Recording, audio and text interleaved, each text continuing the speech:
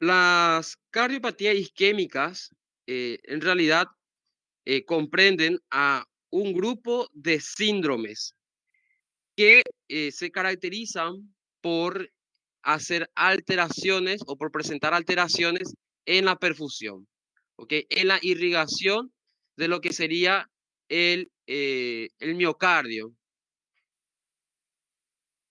Entonces, la cardiopatía isquémica engloba varios síndromes, las cuales se caracterizan por presentar desequilibrio en la irrigación del miocardio, ¿ok? Por lo cual entonces los miocitos cardíacos no pueden recibir oxígeno, no pueden recibir nutrientes y de esta manera no pueden cumplir con su función. En la mayoría de los casos, las cardiopatías isquémicas, estas son consecuencias de una reducción del flujo coronario a consecuencia de una aterosclerosis, ¿ok? Una aterosclerosis obstructiva. ¿Me están escuchando hasta ahí? Sí, bueno, entonces, por ese motivo, ¿ok? A menudo la cardiopatía isquémica es conocida como la enfermedad arterial coronaria, porque en la mayoría de los casos afectan a las arterias coronarias, ¿ok? Debido a una aterosclerosis. ¿Se recuerdan cuando habíamos hablado, cuando dimos las clases de aterosclerosis, los vasos que se afectan con mayor frecuencia? ¿Cuál era el vaso que se afecta con mayor frecuencia? En primer lugar, aorta abdominal. Perfecto. Aorta abdominal. Después, segundo lugar. Segundo lugar. Segundo lugar.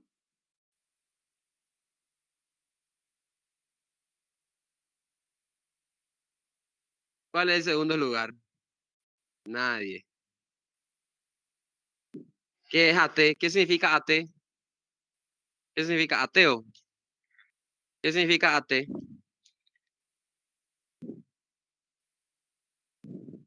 No, señores. ¿Cuál es el segundo vaso que se afecta en frecuencia después de la aorta abdominal? ¿Cuál sería?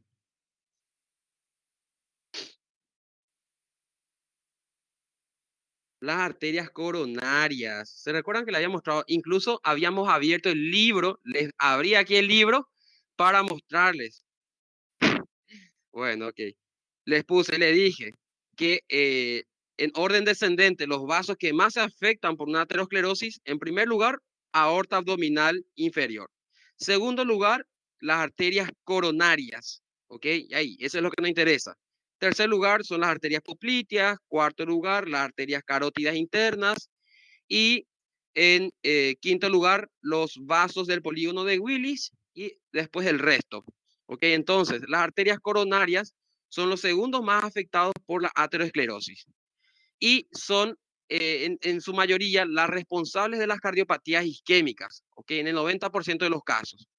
Por eso le digo que a menudo las cardiopatías isquémicas son denominadas como la enfermedad arterial coronaria. ¿Se entiende hasta ahí?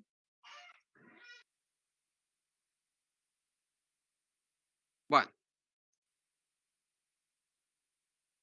ahora la presentación clínica puede corresponder a uno o más de los siguientes síndromes cardíacos.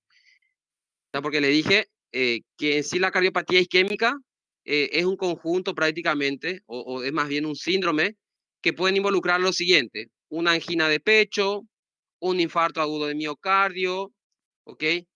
Una cardiopatía isquémica crónica con insuficiencia cardíaca congestiva y también una muerte súbita cardíaca, ¿ok? Entonces, todo esto son tipos de cardiopatía isquémicas, ¿ok?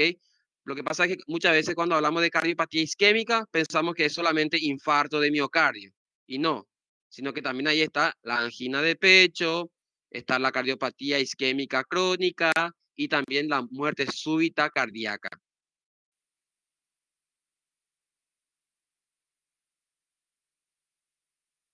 Bueno,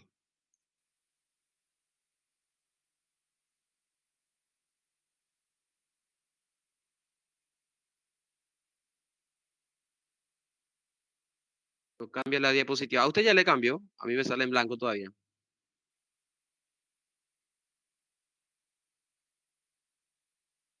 Bueno, ahora, con relación a la epidemiología, esto tiene mucho que ver, está con los factores ambientales, está con relación al estilo de vida, tiene que ver también con relación al sexo, tiene que ver a si existe o no otra patología de base, tiene que ver con factores genéticos. Bueno, hay un sinfín de motivos, está que predisponen en sí a las cardiopatías isquémicas. ¿Ok? Por ejemplo, con relación a factores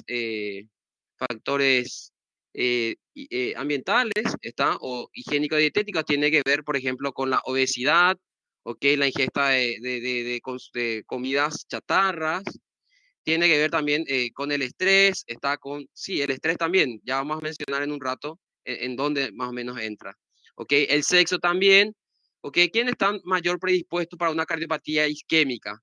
Sexo masculino, sexo femenino.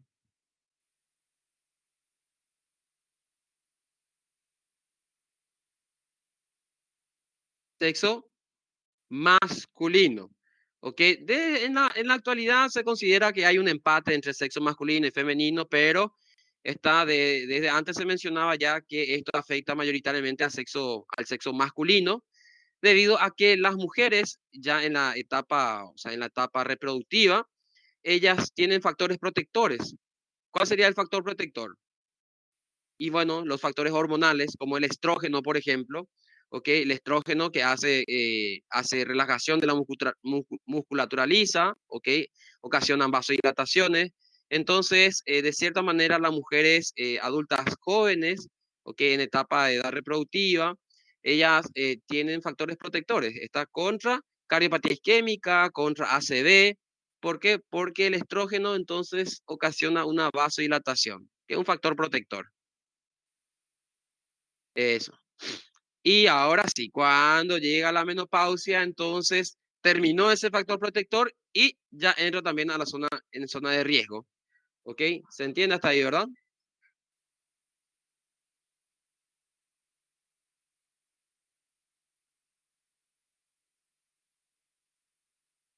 Bueno, entonces, todo lo que es la epidemiología tiene que ver con los factores de riesgo cardíaco y también tiene que ver con los avances terapéuticos y diagnósticos. Hoy en día se hacen ya diagnósticos más tempranos, precoces de una cardiopatía isquémica, ¿ok? Ya tenemos también o sabemos ya cuál es el manejo que está adecuado para una cardiopatía isquémica, cuáles son los fármacos que debemos utilizar. Entonces, todo esto tiene o afecta en sí lo que es la epidemiología.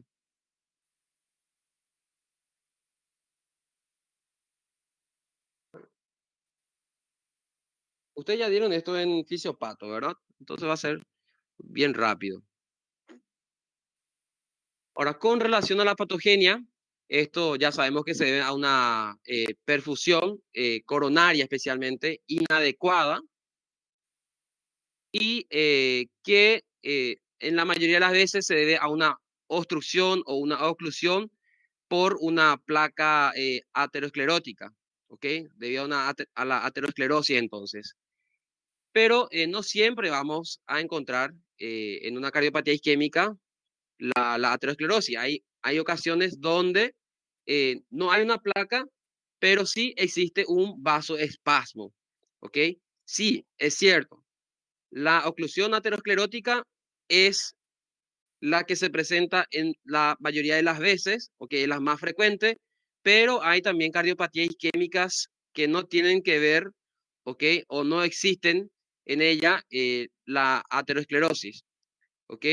Por ejemplo, en las intoxicaciones por drogas ilícitas, como por ejemplo la cocaína, ¿ok? La cocaína puede hacer entonces también una cardiopatía isquémica por vasoespasmo, ¿ok? Sin que exista necesariamente una aterosclerosis en las arterias coronarias.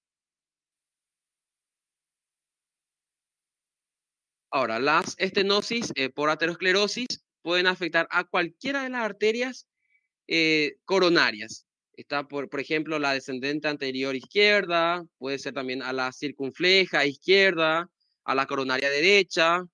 Y bueno, entonces dependiendo de esto, va a depender también entonces las lesiones que se pueden presentar en el miocardio. ¿Ok? Bueno, ¿se entiende hasta ahí?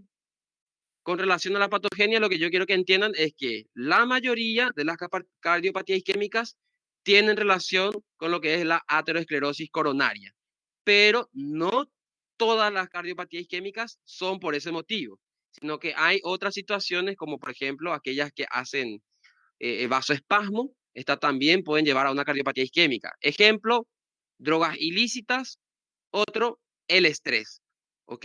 El estrés. Alguien mencionó, ¿quién mencionó por ahí? Alguien puso ahí estrés también como causa. Y sí, y tiene que ver. Yo, Raiza dice, perfecto, excelente.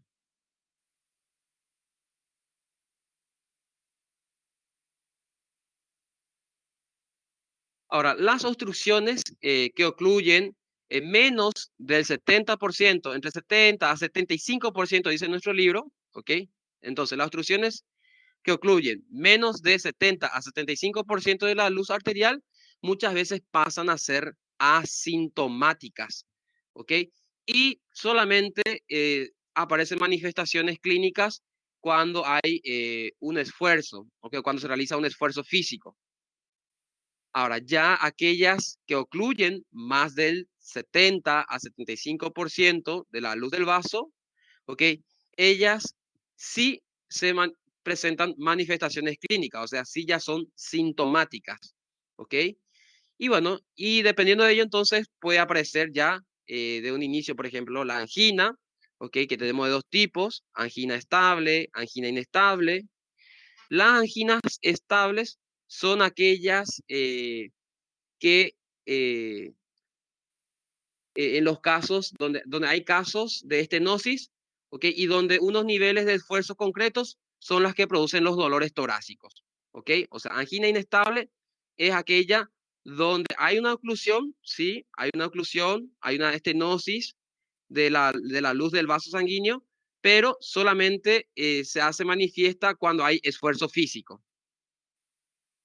Ahora, en el caso de la angina inestable, por ejemplo, ¿ok? Que es una estenosis ya fija que ocluye ya más del 70%, aquí aproximadamente 90%, y donde las manifestaciones clínicas o los síntomas aparecen incluso en reposo, ¿ok?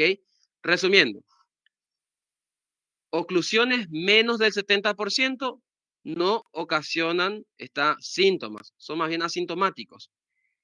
Las que presentan una oclusión del 70% o más, ¿ok? Pueden presentar ya sí los síntomas, ¿ok? Ahora, teniendo en cuenta eso, tenemos angina estable y angina inestable.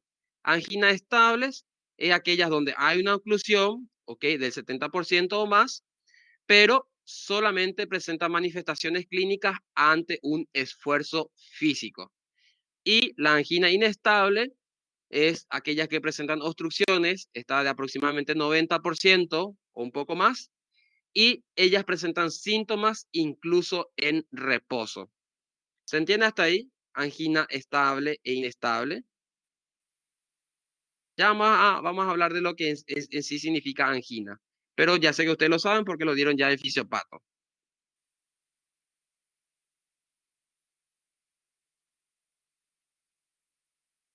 Ahora, además del desarrollo de la aterosclerosis en sí, en las paredes de los vasos sanguíneos, en este caso de las arterias coronarias, hay otros factores más que se suman a ello, como por ejemplo los procesos inflamatorios, ¿ok? La vasoconstricción o el vasoespasmo, como también la trombosis, ¿ok? Formación de coágulos, entonces en ese lugar. Entonces son factores que se suman a la aterosclerosis, ¿okay? La inflamación, vasoespasmo y la trombosis.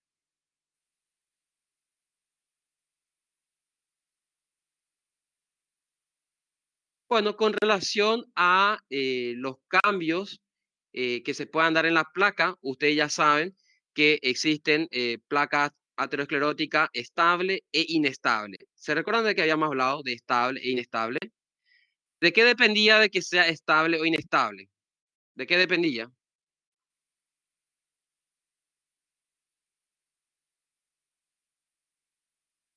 ¿Grosor de qué cosa? ¿El grosor de qué cosa? ¿El grosor de qué cosa? ¿La obstrucción? No, estamos hablando de la placa aterosclerótica, ¿ok? De la placa ateromatosa. Placa ateromatosa estable e inestable. ¿De qué depende? ¿De qué depende? De la cápsula fibrosa. ¿Se recuerdan que yo le había dicho, ¿ok? Que la placa ateromatosa se denomina así cuando ya presenta una cápsula fibrosa que lo cubre. Esto es producida por las células musculares lisas. Ahora, cuanto más gruesa es esa capa fibrosa, entonces, bueno, menor predisposición a la ruptura, ¿ok? Y por eso lo denominamos nosotros placa estable. En cambio, aquellas que tienen cápsulas más bien finas, ¿ok? Están más predispuestas a la ruptura. Entonces, esas son las denominadas placas inestables. Entonces, cuando se rompe esa placa, ¿okay? Cuando hay un cambio agudo en esa placa y hay una ruptura, porque era una placa inestable, como estuvimos diciendo, tiene una capa fibrosa muy delgada, ¿ok? Esto puede producir una hemorragia, puede producir ulceraciones, pero también produce agregación plaquetaria, ¿ok?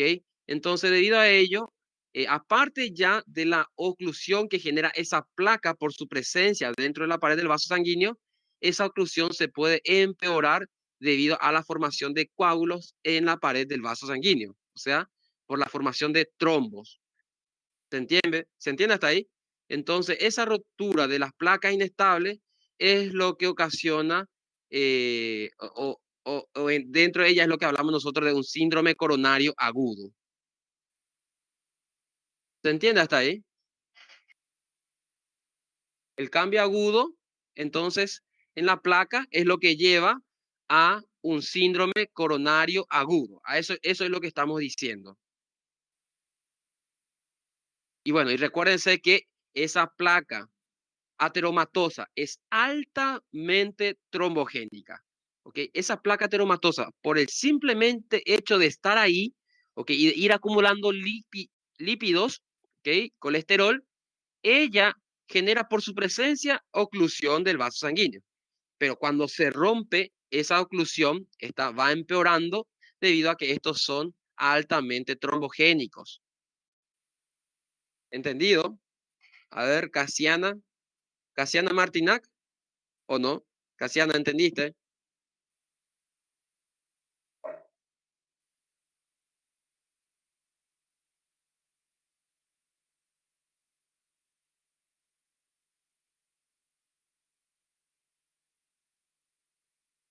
Bueno, sigamos entonces.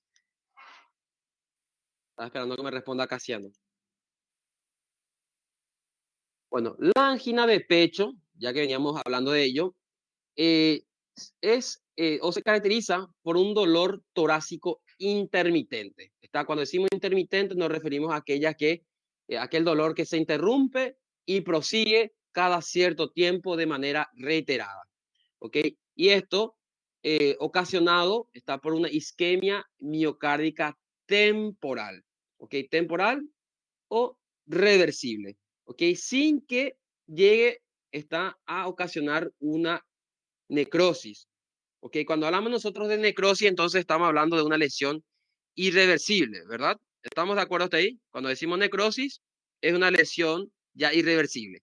En el caso de la angina, ¿ok? Se ocasiona una isquemia miocárdica, pero sin que llegue a una necrosis, ¿ok? Porque ocasiona sí una lesión, pero esa lesión de cierta manera es reversible, ¿ok? Y tenemos tres tipos de variantes de la angina de pecho. Tenemos la angina típica o estable, que ya veníamos nosotros mencionando, que aquella que solamente se manifiesta cuando se realiza algún esfuerzo físico. Muchas veces hay factores también emocionales que pueden desencadenar esto, por ejemplo, el estrés, ¿ya? O el estrés psicológico o alguna otra excitación emocional, porque aparte de la actividad física. Después tenemos la angina inestable, que estuvimos ya también mencionando, que es aquella que presentan los síntomas incluso en reposo. ¿Ok?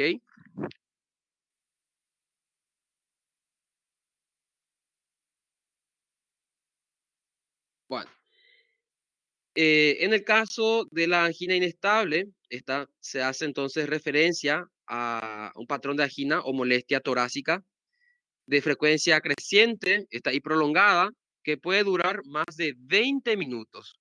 ¿Ok? Más de 20 minutos.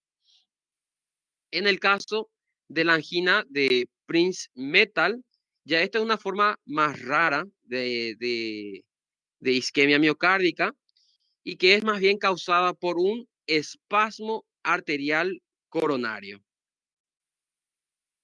Y esto, de cierta manera, en el caso de la angina de Prince-Metal, esto responde bastante bien a los vasodilatadores, ya que estamos mencionando que esta se da por un vasoespasmo, por una vasoconstricción.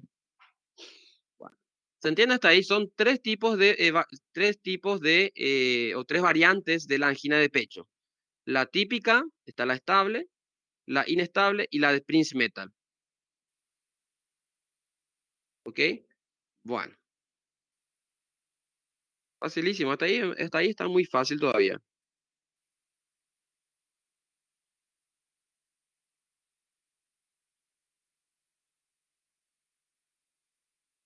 Bueno, en sí estas anginas, tanto cualquiera de ellas, ¿verdad? Pero especialmente la estable y la de Prince Metal, suelen aliviarse de inmediato, está con los vasodilatadores.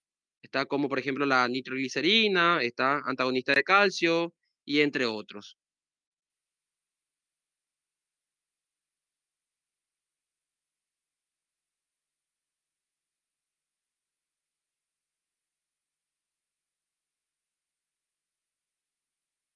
Bueno, vamos a infarto de miocardio. Dice ahí alguien, Lucinella, pregunta, ¿cuál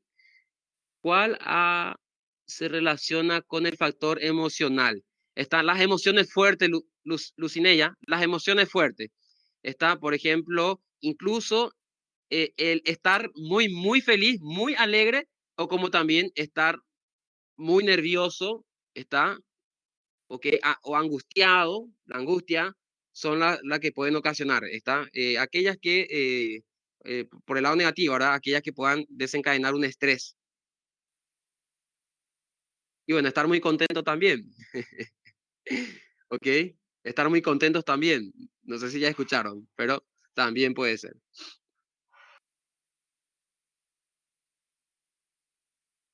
Bueno, con relación a el ganar en ganar en la mega cena, dice. Mega cena. Bueno, con relación al infarto de miocardio. En a diferencia de lo que es la angina, aquí ya sí existen lesiones irreversibles. Existe entonces necrosis de los miocitos cardíacos y su frecuencia se da de manera directamente proporcional con relación a la edad, o sea, que la frecuencia en sí está de padecer un infarto de miocardio aumenta también, está con los años. Y también se da de manera directamente proporcional con relación a los factores de riesgo para la aterosclerosis. ¿Se recuerdan los factores de riesgo para la aterosclerosis? Factores, sí, a ver, habíamos citado nosotros, modificables, no modificables, ¿está? Bueno, excelente. Entonces, eso. Ahora, ya sabemos también que esto afecta mayoritariamente a los hombres con relación a la mujer, pero en la actualidad se considera de cierta manera que hay un empate en la actualidad. Y bueno, ya también mencionábamos que las mujeres fértiles tienen factores protectores hormonales, como en el caso de el estrógeno, ¿verdad? Que ocasionan vasodilatación. Entonces es un factor protector.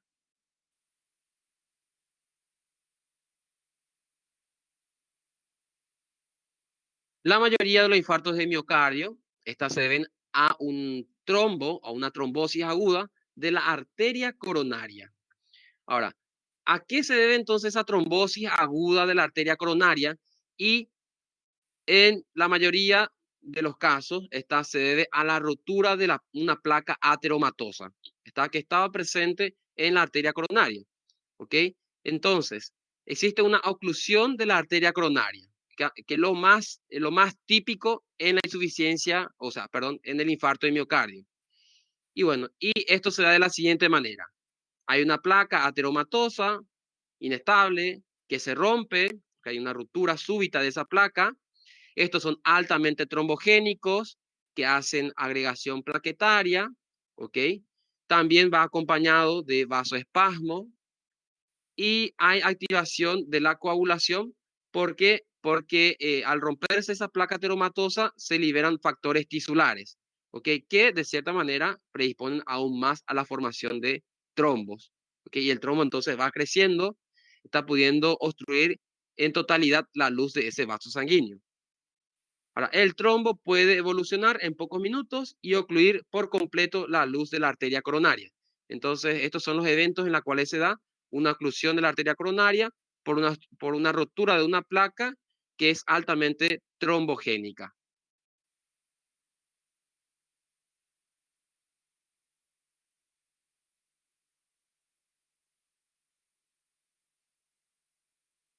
Bueno, ¿qué es lo que pasa después? Está con relación a la respuesta de los miocitos cardíacos a la isquemia.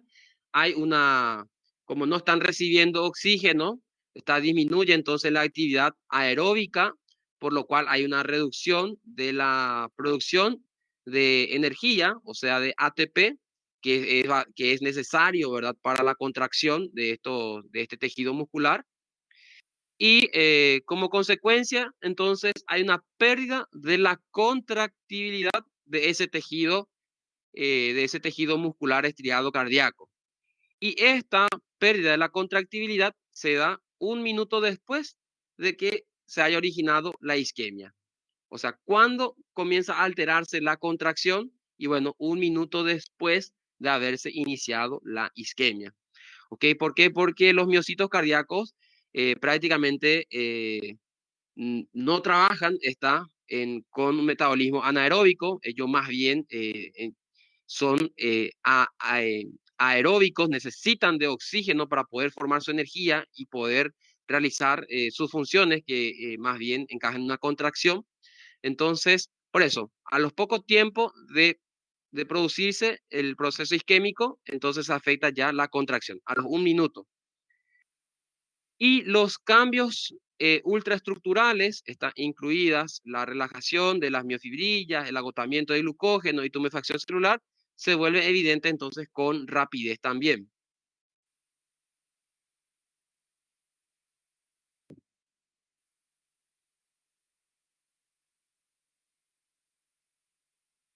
Ahora, solo las isquemias graves de más de 30 minutos en promedio son las que ocasionan las lesiones irreversibles y la muerte de las células miocárdicas. O sea que una, una lesión isquémica menor a 20 minutos, por ejemplo, difícilmente vaya a ser una necrosis, una lesión irreversible. ¿Se entiende hasta ahí? ¿Cuándo se produce el infarto? ¿Cuándo se produce el infarto de miocardio? Cuando esa lesión isquémica, okay, se da por más de 30 minutos, okay, en promedio. ¿Se entiende hasta ahí? ¿Sí? Bueno, tengan en cuenta porque ese es tema de examen, ¿ok? Eso es tema de examen, tanto para natopato como para fisiopato. Entonces, las lesiones isquémicas mayores entre 20 a 40 minutos son las que hacen entonces una necrosis. ¿Qué tipo de necrosis? ¿Cuál sería el tipo de necrosis que se da por una lesión isquémica? Entonces, una necrosis coagulativa, ¿ok? Una necrosis coagulativa que de cierta manera es la que respeta la arquitectura, ¿verdad? Es lo que respeta la arquitectura de ese tejido, ¿ok? O de ese órgano. Ahora entonces, si se llega a actuar de inmediato, está ante una afectación isquémica del miocardio, hay una actuación pronta antes de esos 20 minutos, entonces se puede salvar los miocitos cardíacos, ¿ok? Y entonces ya con el tiempo estos podrán recuperarse y no dejar ninguna secuela. Ahora, procedimientos médicos que se dan después de este minuto, de pasados los 30 minutos, muchas veces tienden a dejar alguna secuela, ¿ok? O pueden presentarse posteriormente algunas complicaciones que nosotros vamos a citar más adelante. Ahora, esos miocitos cardíacos están que en una actuación médica pronta, ¿ok? Antes de los 20 minutos, antes de los 30 minutos, bueno, no es que se recuperan de inmediato, sino que pasan algunos días para que esos miocitos cardíacos puedan recuperar otra vez sus fuerzas y poder realizar la contracción y demás. Pero en ese momento, en ese proceso de recuperación, existe entonces lo que es el aturdimiento del miocardio. ¿Ok? ¿A qué nos referimos el aturdimiento del miocardio? Que hay miocitos cardíacos que se están recuperando de aquella lesión. ¿Se entiende hasta ahí?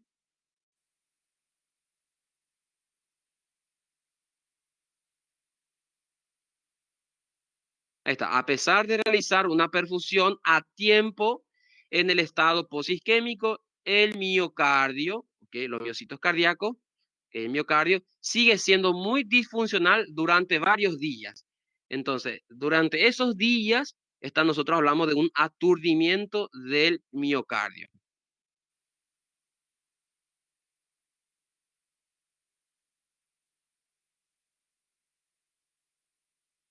Ahora, la isquemia miocárdica puede complicarse, por ejemplo, está con arritmias, okay, arritmias cardíacas, es un tipo, una complicación de esto, de esta cardiopatía isquémica, y las lesiones irreversibles de miocardio, eh, las lesiones irreversibles de miocardio isquémico afectan en primer lugar a la zona subendocárdica, y esto es sumamente importante de entender. Ok, vamos a ver si hay acá una imagen. Ahí está. Ok, entonces, fíjense aquí. Aquí tenemos la arteria que va a irrigar aquí al miocardio y las lesiones irreversibles de los miocardios, de los miocardiocitos, okay, afecta en primer lugar entonces a la parte más interna, okay, al subendocardio. ¿Se entiende hasta ahí? En primer lugar, los más afectados son la que están los miocitos que están aquí en el subendocardio, porque están más alejados del vaso sanguíneo. Ahora, cuando se prolonga este proceso isquémico, ¿ok? Cuando esto se prolonga, esto puede llegar a afectar en sí a toda la pared del miocardio, ¿ok? Esto, por ejemplo, si el infarto alcanza 3 a 6 horas aproximadamente, ¿ok? Ya hablamos nosotros aquí de un infarto transmural, ¿ok? Esto es un infarto subendocárdico y esto ya es un infarto entonces transmural, que tiene mucho que ver con relación al tiempo en que el tejido permanece en isquemia.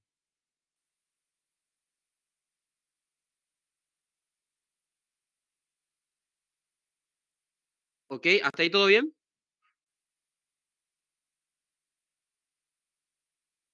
Bueno, excelente. Ahora, con relación a los patrones del infarto, estos van a depender de los vasos sanguíneos del corazón que están afectados. A ver, ahí. Bueno, esto es lo que estamos nosotros diciendo. Tenemos infartos que son transmurales e infartos que no son transmurales. Está, por ejemplo, aquellas que son subendocárdicas. ¿Ok? Acá, por ejemplo, entonces, fíjense. A ver, aquí sería la parte posterior, aquí sería la parte anterior. ¿ok? Del corazón. Ventrículo izquierdo, ventrículo derecho. Esto que está aquí, ¿qué arteria sería la que está aquí? ¿Dónde está mi puntero? Diagnóstico, diagnóstico, estructura. ¿Dónde está mi puntero? Arteria. A ver.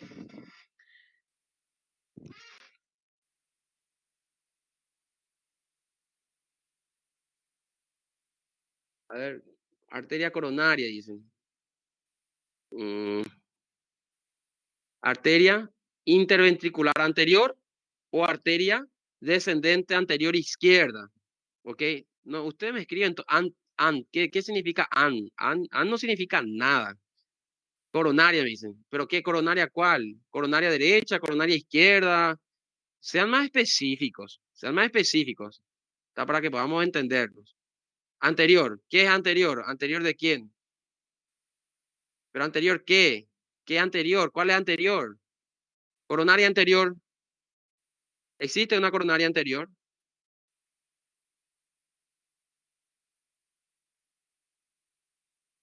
Coronaria. Arteria ventricular anterior.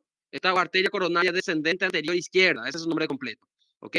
Bueno, esta que está aquí, ¿cuál sería? ¿Qué arteria? ¿Cuál arteria está representando? ¿Qué arteria? Está para que podamos entenderlo. Está, necesito que a ver si pueden relacionar el esquema con lo que es la anatomía. Este, ¿qué arteria sería?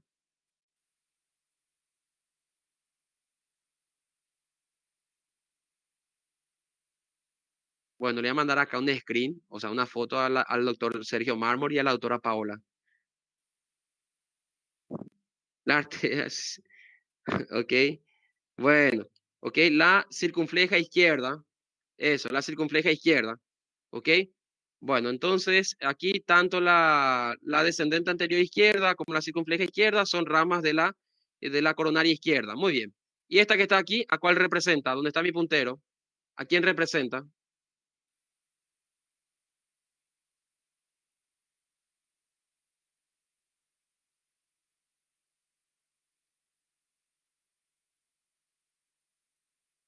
Nadie.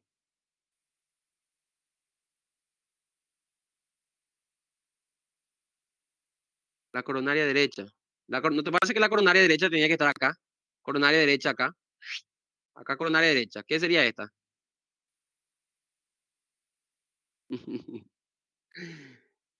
A ver, rama. Bueno, la interventricular posterior, ¿verdad? Bueno, en fin, en fin. Bueno, fíjense, aquí, por ejemplo, cuando hay una obstrucción parcial, ¿ok? Por ejemplo, de la arteria descendente anterior izquierda, ¿ok? ¿Cuáles son los primeros en ser afectados? ¿Qué parte del miocardio es la que va a ser afectada? En este caso va a ser afectada la pared anterior del ventrículo izquierdo, ¿ok? Como también los 2/3 anteriores del tabique interventricular, ¿ok? Bueno, entonces, en este caso, fíjense, en pasados los 20 o 40 minutos, esa lesión irreversible se da en el subendocardio. Claro que si esto es una obstrucción completa y si continúa, ¿ok? No se hace nada al respecto y continúa, esto puede llevar a un infarto transmural, ¿ok? ¿Se entiende hasta ahí la diferencia entre infarto subendocardio e infarto transmural? ¿Ok? Este infarto subendocardio no transmural es más bien debido a una obstrucción parcial nada más. En cambio, los infartos transmurales son por oclusiones permanentes, ¿ok? Por oclusiones permanentes. Bueno, estas son las que van a generar entonces un infarto de miocardio, a ver, con elevación del segmento ST, ¿ok? Las transmurales son las que ocasionan esa elevación del segmento ST en el electrocardiograma.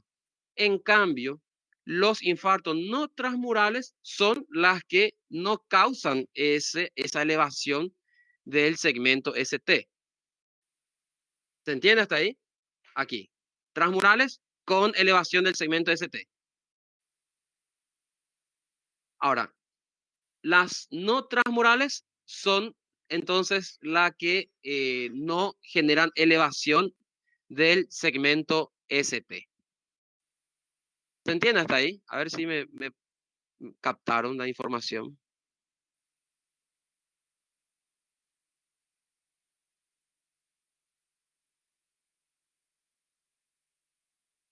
Bueno, sí, sí.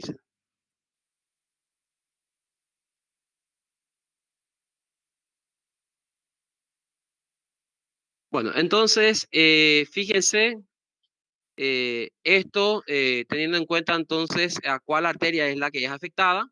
Ok, si es la arteria descendente anterior izquierda, afecta la pared anterior del ventrículo. Ok, pared anterior del ventrículo izquierdo, afecta la altabique interventricular, están los 2 tercios anteriores. En el caso que sea la arteria circunfleja izquierda, ¿ok? La circunfleja izquierda, ¿qué es lo que afecta? Afecta las paredes laterales del ventrículo izquierdo, ahí, fíjense, las paredes laterales, aquí, en este caso transmural, fíjense, una oclusión completa de la arteria circunfleja, entonces, circunfleja izquierda afecta entonces a la pared lateral del ventrículo izquierdo. Ahora, si se da en si se da en la arteria coronaria derecha o también en la interventricular posterior, entonces afecta al ventrículo derecho, ¿está? O un tercio posterior, ahí está, un tercio posterior del tabique interventricular y puede también afectar, está la interventricular posterior, también puede afectar a la pared posterior del ventrículo izquierdo, ¿ok? ¿Se entiende hasta ahí?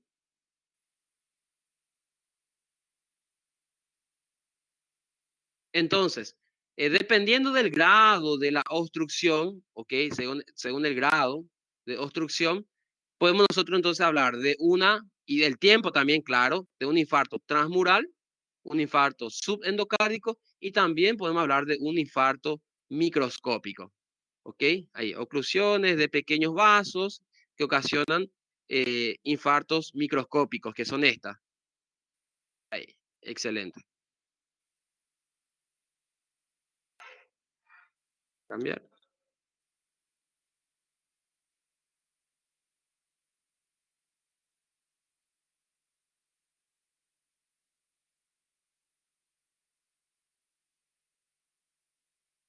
Bueno, ahora, con relación a la morfología, ¿ok?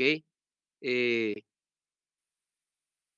casi todos los infartos transmurales que estuvimos viendo, que se dan a consecuencia de una obstrucción completa, ¿ok? De los vasos sanguíneos ahí, con afectación del 50% o más del grosor ventricular, afectan al menos a una parte del ventrículo izquierdo y al tabique interventricular.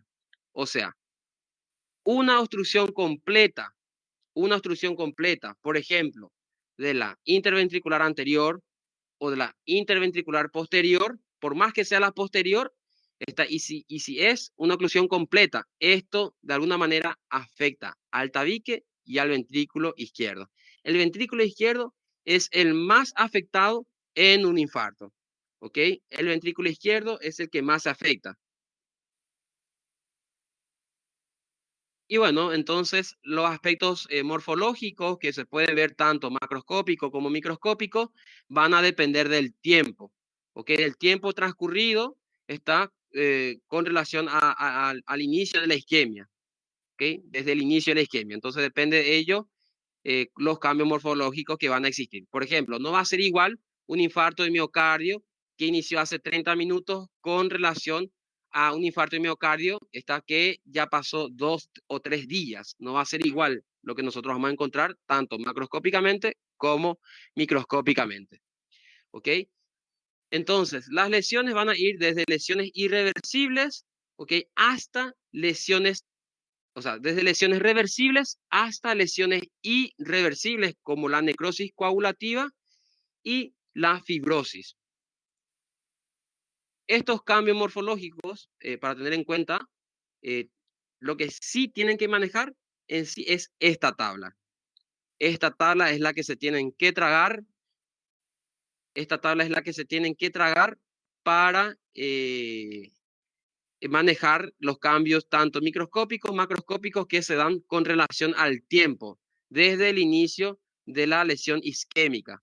¿Okay? Por ejemplo, aquí tenemos una lesión isquémica que se da desde el inicio a los 30 minutos, ¿ok? Macroscópicamente no presenta ninguna alteración, microscópicamente tampoco no se ve ninguna alteración, son más bien lesiones que son reversibles. Y los hallazgos en microscopía electrónica, lo que se puede llegar a encontrar es entonces relajación de las miofibrillas o pérdida de glucógeno y edema mitocondrial. ¿Se recuerdan las características morfológicas que se veían en una lesión reversible? Cuando dábamos anatomía patológica 1, cuando veíamos esa célula que tenía una lesión que todavía era reversible. Presentaba tumefacción, aumento de tamaño, las organelas también aumentaban de tamaño. Bueno, entonces, esos cambios es lo que se pueden encontrar está mediante microscopía electrónica. Pero mediante microscopio óptico no se ve nada, macroscópicamente nada. Esto en un tiempo desde el inicio hasta los 30 minutos de haberse iniciado la isquemia. ¿Se entiende hasta ahí? A ver, ¿hasta ahí todo ok? A ver, voy a leer lo que dicen. ¿Qué tipo de infarto provoca polarización? No casos de alteración. Ay, no alteración, examen. Bueno, vamos a hablar ya en un rato. Ya vamos a hablar en un rato de lo que son las alteraciones las alteraciones que se presentan en el electrocardiograma. ¿Ok? Ya en un rato vamos a hablar de ello. Tanto laboratorio, electrocardiograma y demás. Bueno, entonces, antes de los 30 minutos no hay daño irreversible. Pasados los 30 minutos, ahí sí vienen los daños ya irreversibles. ¿Ok? Entonces, esto es para tener en cuenta. Bueno, con relación a los procesos isquémicos que ya van entre 30 minutos a 4 horas, macroscópicamente no aparece nada. Macroscópicamente no se ve nada. Microscópicamente, ¿qué es lo que qué es lo que vamos a poder encontrar? ¿Ok? Vamos a encontrar un aspecto ondulado, variable de las fibras en el margen.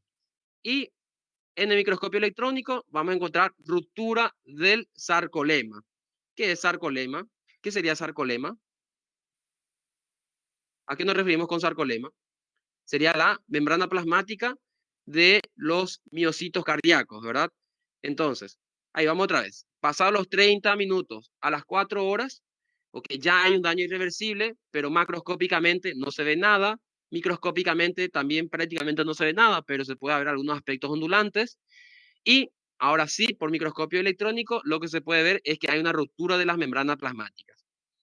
Pasado las 4 a 12 horas de haberse iniciado el proceso isquémico, ya un daño irreversible, donde sí ya aparece un cambio morfológico macroscópico. Aparecen moteados oscuros, ¿ok? De un color rojo azulado, y microscópicamente comienza a aparecer o se puede notar ya la necrosis, ¿ok? La necrosis por coagulación y edema acompañado también de hemorragia.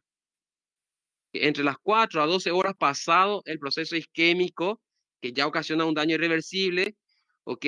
Entonces microscópicamente ya se puede ver la necrosis, ¿ok? La necrosis que va acompañado de edema y de hemorragia. La hemorragia que va a ser la responsable del moteado oscuro que se va a ver macroscópicamente. Entre las 12 a 24 horas de haberse iniciado la lesión, el proceso isquémico, okay, macroscópicamente se va a ver el moteado oscuro, está cada vez más oscuro, y microscópicamente, está con el microscopio óptico, lo que ya se puede ver sería entonces una necrosis por coagulación, ahí está, que va, donde ya se puede notar la pignosis nuclear, esta pignosis nuclear. ¿Qué era pignosis? ¿Qué sería la pignosis? Núcleo más pequeño ¿Se recuerdan? Núcleo más pequeño, condensado. Bueno, entonces se puede ver pignosis nuclear. Después se puede ver aspectos hiperosinófilos de los miocitos. Están los miocitos cardíacos, aparecen de un color más rosado. Se pueden ver las necrosis en bandas de contracción. Esta necrosis en banda, que ya lo vamos a ver en un rato. Y se ve también aparición de infiltrados de neutrófilos. Comienzan a aparecer los neutrófilos. ¿Se entiende hasta ahí? Fíjense, en los daños, esto es sumamente importante, ¿verdad? Para tener en cuenta los daños o los cambios microscópicos que se van dando con relación al tiempo. Entonces, en el daño reversible está desde el inicio hasta los 30 minutos, no hay nada, ¿ok? Microscópicamente. Entre los 30 minutos a las 4 horas, ya hay entonces un aspecto ondulado, variable, ¿verdad? Pero a veces no se encuentra nada. Entre las 4 a 12 horas ya comienza a notarse la necrosis, ¿ok? Hay edema, hay hemorragia. Entre las 12 a 24 horas ya se puede ver la pignosis, se ve claramente la necrosis, se ven bandas de contracción, o sea, necrosis en banda de contracción, y comienzan a aparecer los primeros neutrófilos, ¿ok? Entre entre el primer al tercer día, macroscópicamente, se ve un moteado con centro de infarto pardo, o sea, el área necrosada aparece de color amarillo pardo, rodeado de un borde hiperémico, un contorno rojo, rojo azulado. Ya vamos a ver esto, vamos a ver las láminas para que se entiendan. Microscópicamente, ¿qué se ve entre el 1 al tercer día? Se ven ya la necrosis por coagulación con pérdida del núcleo. Ahí ya no se ven los núcleos de los miocitos cardíacos, ¿ok? Aquí, por ejemplo, entre 12 a 24 se veía todavía algunos núcleos, se veía la pignosis, pero 1 a 3 días, ¿ok? Ya hay pérdida total de núcleo. Hay estriaciones, pueden aparecer la banda de contracción también, se puede ver, y ya se ve un infiltrado intersticial de neutrófilo, abundante cantidad de neutrófilo. Entre los 3 a 7 días, macroscópicamente, se ve borde hiperémico, ablandamiento del lugar donde ocurrió la lesión, ok, fíjense, ablandamiento. En el tercer a 7 días, entre el tercer a 7 días, puede ocurrir una complicación, del infarto o postinfarto, una complicación postinfarto, que es la rotura miocárdica.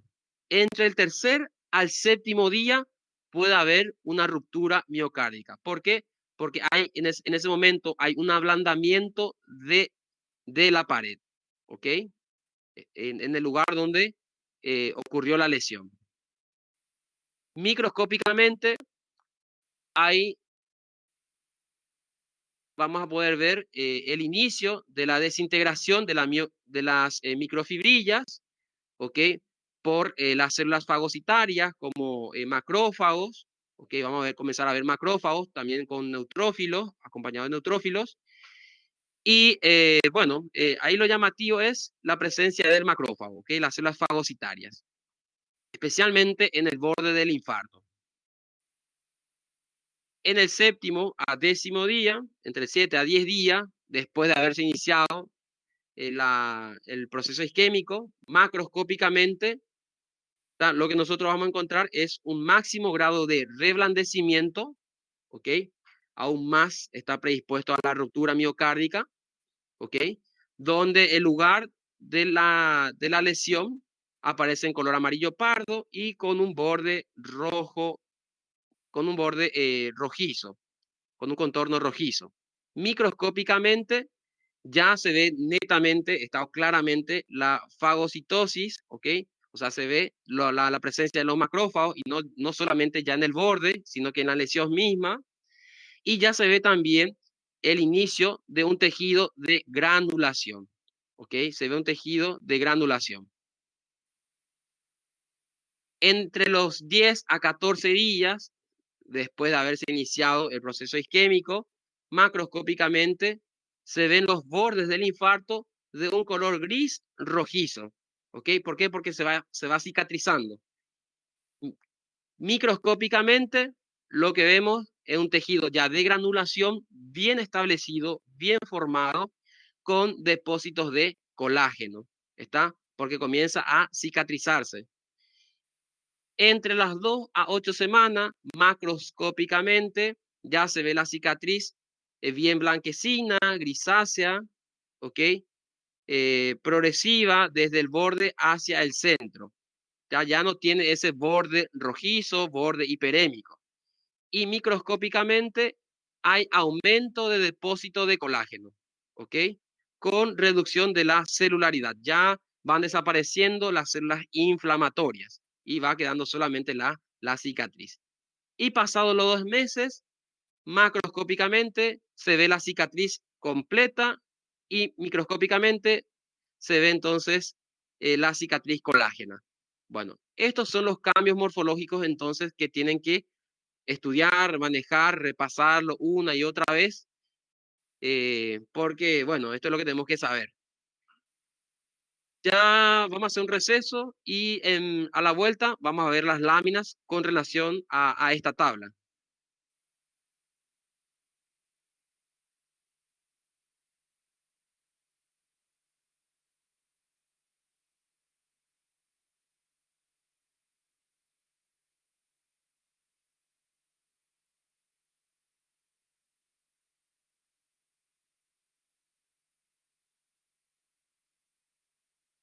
A ver, ¿están viendo mi pantalla? No, todavía no. No. Les vuelvo a compartir mi pantalla. Ahí, compartir. A ver, la tabla, sí. Y ahora creo que sí ya están viendo, ¿verdad?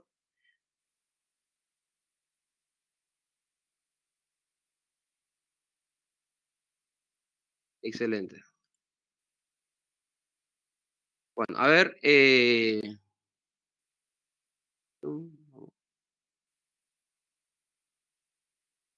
ahora sí, ¿verdad?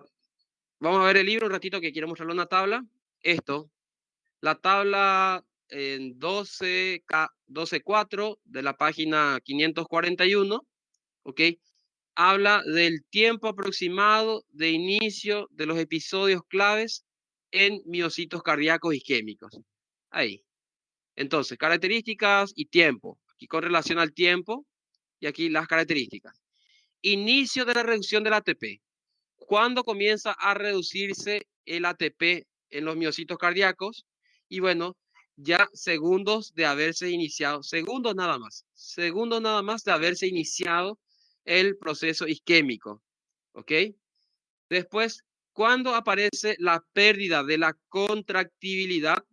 Y bueno, en menos de 2 minutos, ¿ok? ¿Se recuerdan que habíamos dicho lo que la pérdida de la contracción ya se presenta, ¿ok? En el primer minuto. ¿Se recuerdan de eso? Ya lo veníamos diciendo, pero aquí lo tienen en el libro, donde lo dice. Después, con relación al ATP. ¿Qué sucede con relación al ATP? El ATP comienza a reducirse, ¿está? Al 50% de su valor normal, pasado 10 minutos. ¿Está? Pasado 10 minutos del proceso isquémico, entonces el ATP comienza a disminuir y ya se encuentra en un valor de la mitad de lo que es el valor normal. Ya pasado 40 minutos, ahí 40 minutos, ¿qué pasa con el ATP? Y bueno, se encuentra reducido, ¿y cuánto? Al 10% de lo que es el valor normal. Entonces, fíjense, ya con un ATP de 10% nada más, aparecen las lesiones irreversibles. ¿Se entiende? Aquí, las lesiones irreversibles, ¿cuándo se da? Entre en un tiempo de 20 a 40 minutos. ¿Okay? Por eso le dije hace rato en un promedio de 30, pero va por ahí, entre 20 a 40 minutos. Pasado 20 a 40 minutos, puede aparecer ya las lesiones irreversibles. ¿Ok? Y ya las lesiones de la microvasculatura se dan mayores a 1 hora. Bueno. ¿Ok? ¿Entendido? Ahora esto es ya lo que veníamos diciendo, pero le muestro nomás aquí una tabla resumida. ¿Ok? Bueno, vamos a ver ahora algunas láminas. Ahí, perfecto. Aquí sería, esto lo que estamos viendo aquí es un corte transversal del corazón. Vemos aquí el ventrículo izquierdo. Aquí vemos el ventrículo derecho. ¿Ok? Ventrículo izquierdo. Como podemos ver aquí tiene una pared ya bastante engrosada. ¿Ok? Y de hecho la pared del ventrículo izquierdo es mayor que la del ventrículo derecho, pero aquí aparece que está algo hipertrofiada. Pero bueno, ¿qué es lo que estamos viendo aquí? Fíjense, ¿qué es lo que estamos viendo aquí? Esto que le estoy marcando aquí. ¿Qué es lo que se está viendo?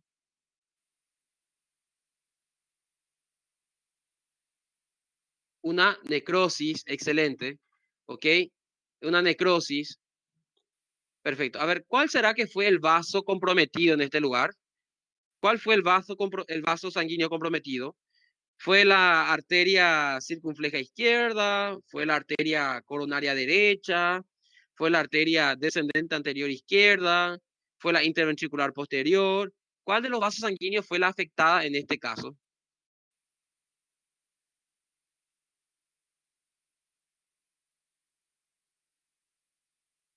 ¿Cuál les parece?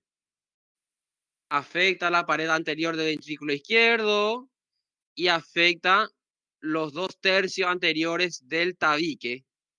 ¿Cuál sería? ¿Te parece, Micaela, que si hay una obstrucción de la coronaria derecha va a afectar la cara anterior del ventrículo izquierdo?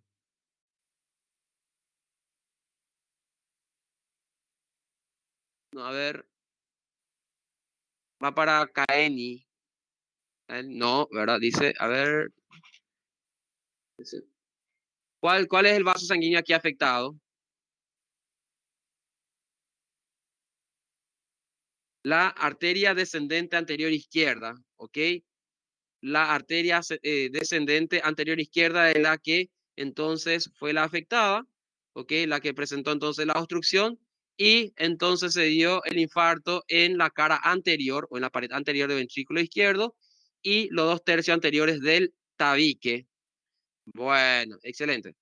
Vamos a ver las láminas de manera microscópica, las láminas microscópicas para luego ver las macroscópicas.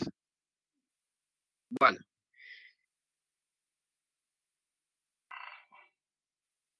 ¿qué es lo que estamos viendo aquí? Bueno, primero, ¿se recuerda la histología normal del corazón? Histología normal del corazón. Bueno, a ver, antes vamos a ver eso primero. Histología normal del corazón para poder a ver,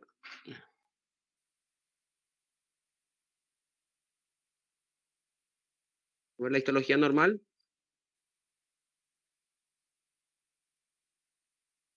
Esto, ahí está. Está demasiado lindo. A ver, ahí está.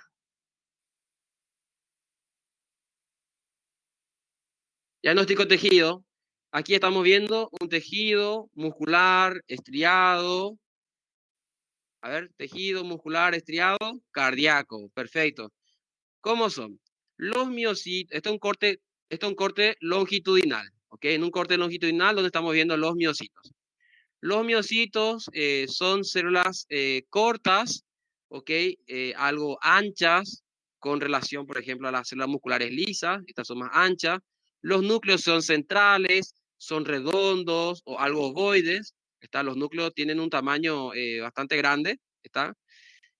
Después tienen las estriaciones en sentido transversal a su eje longitudinal. Fíjense, están viendo las estriaciones. ¿Consiguen ver que hay estrías? Ahí, líneas transversales aquí. Estas líneas transversales corresponden al sarcómero. ¿Está? El músculo estriado cardíaco tiene sarcómero, por eso es estriado. Y podemos ver también aquí, fíjense, entre un miocito cardíaco y otro miocito cardíaco presentan estas líneas hiperdensas en sentido transversal a su eje longitudinal. Estas líneas hiperdensas corresponden a el disco intercalar, que no es más que otra cosa que un tipo de unión entre células, ¿ok? Una unión especial, está porque se da realmente por la fusión de 3 tipos de uniones intercelulares Y bueno, y hace que el tejido muscular estriado cardíaco funcione como un sinsitio, ¿ok? Que fácilmente moléculas presentes aquí en este miocito puedan pasar al miocito vecino. Bueno, después, ¿qué más podemos ver? También recordar que estos miocitos cardíacos, de cierta manera, son células ramificadas, ¿ok? Ellas asemejan bastante a lo que son a la forma de un pantalón. Esta yuma bermuda, yuma causa, ¿ok? Entonces, tienen la forma de yuma bermuda. Bueno, esto es la histología normal. Aquí vemos entre estos miocitos, ¿verdad? Encontramos, ¿qué son estos que estamos viendo aquí? ¿Qué son estos? Son capilares, ¿ok? Vasos sanguíneos, ¿está? El tejido muscular, estriado, cardíaco está muy bien vascularizado. Aquí lo pueden ver. Este es un tejido miocárdico normal. Bueno, ahora vamos a lo que es ya el patológico.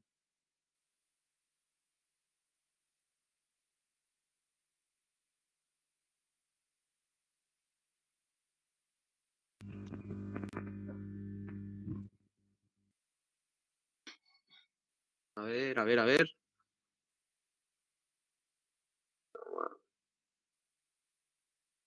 Ahí está. Vamos a empezar con este. De manera progresiva, bueno, con relación al tiempo. Ahí, esto. ¿Qué es lo que se puede ver aquí? A ver, para empezar, tiene la misma característica estructural del tejido miocárdico que estuvimos viendo. Tiene la misma característica y no tiene la misma característica, ¿verdad? Se ve alteraciones en esta lámina. Bueno, ¿qué es lo que vemos aquí? Estamos viendo ya la necrosis coagulativa. ¿Están viendo ustedes núcleos aquí? ¿Están pudiendo ver núcleos? A ver, se ven núcleos de los miocitos. Y bueno, en algunos lugares se pueden ver. Esto, por ejemplo, ahí está un núcleo más pequeño de lo que debería ser. Esto es la pignosis. ¿Ok? ¿Se recuerdan la pignosis que mencionamos? Pignosis, bueno, entonces aquí se ve la pignosis, se ven núcleos que se van quedando cada vez más claros. ¿Ok? Esto, entonces, se ven todavía algunos núcleos. Esto evidentemente ya corresponde a una lesión irreversible. Esta ya corresponde a una necrosis. ¿Qué más vemos? Vemos que hay una deformación con relación a los miocitos. Fíjense, aparecen más anchos debido a que están tumefactos. Fíjense, esto es un miocito cardíaco. Fíjense, está tumefacto, está aumentado de tamaño. ¿Ok? ¿Qué más se ve? Se puede ver estas estriaciones. ¿Ven esto? Estos no son discos intercalares. Estas son las necrosis en banda de contracción. ¿Ok? Estos son las necrosis en banda de contracción. ¿A qué se debe esto? Esto se debe a alteraciones de la membrana. ¿Por qué? Porque el infarto ocurre en un cierto lugar del corazón. El corazón de cierta manera continúa trabajando igual, continúa bombeando, continúa contrayéndose y estos miocitos ya lesionados no consiguen contraerse de manera adecuada y demás y hay una alteración de lo que es su membrana y luego posteriormente una ruptura y forma estas bandas, estas necrosis en bandas. ¿Ok? Todo esto que están viendo aquí, esto necrosis en banda, aquí necrosis en banda, aquí necrosis en banda, ¿ok? Que aparecen también en sentido transversal al eje longitudinal del miocito cardíaco. Bueno, ¿se entiende hasta ahí? A ver, ¿a qué día correspondería esto? ¿Sería, eh, sería 20 minutos después de originarse? ¿Sería 20 minutos después de originarse el proceso isquémico? ¿Sí o no? ¿20 minutos? No. 20 minutos todavía no. 20 minutos incluso podría ser reversible todavía. ¿Ok? A los 20 minutos podríamos nosotros encontrar está que los miocitos tengan todavía su núcleo. ¿Se entiende? Entonces no puede corresponder a los 20 minutos. A ver, puede ser, puede ser a las 3 horas, puede ser a ver, vamos a trabajar más, a las 2 horas, puede ser a las 2 horas, a las 2 horas, no, a las 2 horas prácticamente no se ve todavía nada en el microscopio óptico, ¿ok? Entre los 30 minutos a las 4 horas sí, hay lesión irreversible ya, ¿ok? Pero las afectaciones más bien se ven mediante microscopio electrónico. Esto es aquí un microscopio óptico, donde prácticamente o la mayoría de las veces no se ve nada, ¿está? Ahora, entre las 4 a 12 horas, entre las, podía corresponder, a ver, 4 12 horas, 4 12 horas, bueno, en las 4 12 horas ya se pueden ver necrosis, está por coagulación, se van a poder ver algunos edema o hemorragia, fíjense, aquí, ¿qué sería esto? ¿Qué sería esto que estamos viendo aquí? Ahí donde está mi puntero, una hemorragia, ¿ok? Es una hemorragia, hay una hemorragia, aquí hemorragia que causa edema, bueno, esto sería, pero lo que nosotros estamos viendo aquí de diferente son estas bandas de contracción y estamos viendo también núcleos pignóticos, ¿ok? Esto indica de que esta lámina corresponde entre entre 12 a 24 horas, ¿ok? Esta lámina corresponde entre 12 a 24 horas. ¿Se entiende hasta ahí? ¿Por qué? ¿Qué es lo que estamos viendo? Vemos núcleo epinótico, vemos la necrosis coagulativa, vemos las necrosis en banda. ¿Se entiende hasta ahí? Bueno, entonces esta lámina corresponde entre las 12 a 24 horas de haberse ocurrido el proceso isquémico. Vamos al siguiente. Esto nada más con otra coloración, está con otra tinción. Entonces se puede ver lo mismo prácticamente. Se ven los miocitos sin, sin núcleo. Se ven las necrosis en banda, aquí necrosis en banda. Fíjense, esto totalmente diferente a lo que es las estriaciones del sarcómero. Esto, por ejemplo, son las estriaciones del sarcómero. ¿Ok? Estas son las estriaciones del sarcómero. Esto son esas necrosis en banda. ¿Ok? Bueno, esto entonces él corresponde a lo mismo, corresponde entre las 12 a 24 horas, nada más con otra tinción, ¿está?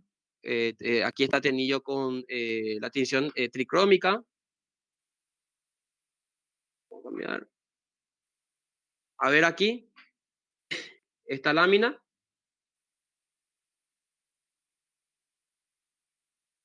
¿Qué es lo que vemos aquí? Bueno, se puede ver evidentemente la necrosis por coagulación. Hay pérdida de los núcleos. Aquí ya no se ven núcleos. ¿Ok? Bueno, acá se ve uno, acá se ve uno. Está, pero entre los otros miocitos, por ejemplo, no se consiguen ver los núcleos. Después, ¿qué más se puede ver? ¿Qué más podemos ver? Vemos también las estriaciones también. Y lo que llama bastante la atención son estas células, las presencias de estas células. Diagnóstico célula, estas que están aquí, ¿a qué células corresponden? A ver, ¿qué son estas células que aparecen aquí? Perfecto, estas son las células inflamatorias, ¿ok? Comienzan a aparecer las células inflamatorias, ¿ok? Hay infiltrado intersticial de neutrófilos, ¿ok? Perfecto, vemos nosotros necrosis coagulativa, vemos banda de contracción, vemos eh, los infiltrados de células leucocitarias. ¿A qué día, a qué hora estaría correspondiendo esta imagen? ¿En qué tiempo estamos hablando?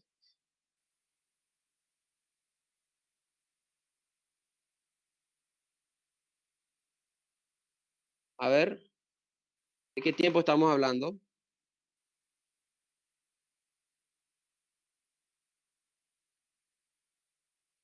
Bueno, está aquí. Fíjense que ya la aparición del neutrófilo, el neutrófilo comienza a aparecer entre las 12 a 24 horas. ¿Ok? Ahora, ya la presencia o el aumento está de esos neutrófilos, o sea, el brusco infiltrado intersticial de neutrófilos, ya se da entre los 1 a 3 días. ¿Ok? Entre el primer al tercer día ya comienza a aparecer esta extensa infiltración de neutrófilos en el tejido miocárdico. Perfecto, muy bien, 1 a 3 días.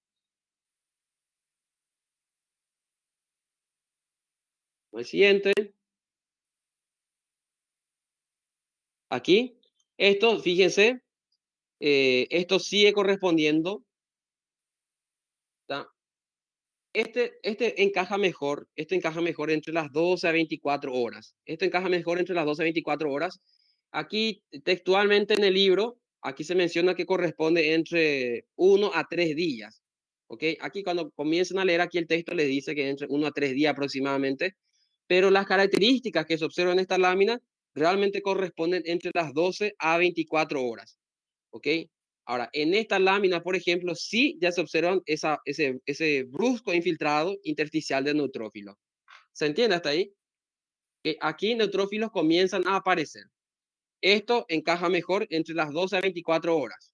Yo sé que aquí en el libro le dice 1 a 3 días, pero encaja mejor entre las 12 a 24 horas. Este sí en cambio, sí es ya de 1 a 3 días. ¿Ok? Aquí se puede ver ese brusco infiltrado intersticial de neutrófilos. ¿Ok?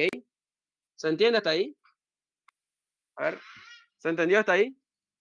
Esta lámina entonces corresponde a 1 a 3 días. Sí, así es, Joacil. Entre las 12 a 24 horas ya comienza a aparecer neutrófilos. Por eso, esta lámina, realmente, esta imagen está, por lo que corresponde con lo que nosotros estamos estudiando, corresponde mejor a unas 12 a 24 horas. Esto me recuerda la imagen que había preguntado un profesor mío en anatomía patológica en el examen. Y era 12 a 24 horas. Por eso le estoy volviendo a decir.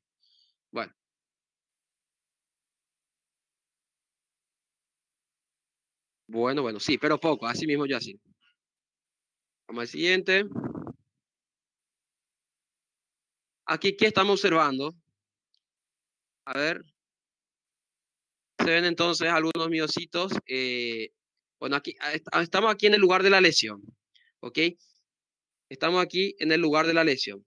¿Qué es lo que se puede ver aquí? Se puede ver las células leucocitarias, está aumentada en cantidad en una región. También se pueden ver a macrófagos, o sea, eh, las células fagocitarias, ¿ok? Y esto, señores, es el inicio de un granuloma, ¿ok? Esto es el inicio de un granuloma. Entre el tercer a séptimo día comienzan a aparecer los macrófagos, pero en la periferia de la lesión. Ya, como en este caso, entre el día 7 y día 10, por ejemplo, está entre la primera semana, ya después de una semana de haberse iniciado el proceso isquémico, ya estas células fagocitarias aparecen en el lugar o en el centro de la lesión, ¿ok? Cumpliendo la función de la fagocitosis. Y comienzan a formarse o aparecer lo que va a ser el tejido de granulación, ¿ok? Entonces, a ver, les pregunto otra vez, ya les dije, pero ¿entre qué día aproximadamente encajaría esta lámina? ¿Entre qué día? ¿Entre qué días? Entre 7 a 10 días. Excelente. Entre los 7 a 10 días, entonces encaja mejor esta imagen que estamos viendo. ¿Ok? Me van a preguntar por qué. Y bueno, porque en el lugar de la lesión, fíjense, estos son, estos son los miocitos cardíacos sanos. Aquí se ve su núcleo redondo, mantiene su coloración natural. Aquí fue el lugar de la lesión, ¿ok? Y ya se ve que en el lugar de la lesión, en el centro hay células fagocitarias, ¿ok? Formando ya lo que va a ser el tejido de granulación. Muy bien, entonces entre 7 a 10 días. Vamos a esta imagen, esta lámina. ¿Qué es lo que se observa aquí? Ya estamos viendo un aumento del depósito de colágeno, ¿ok? Y ya las células en el lugar de la lesión aparecen reducidas, ¿ok? ¿Entre qué día más o menos corresponde esto?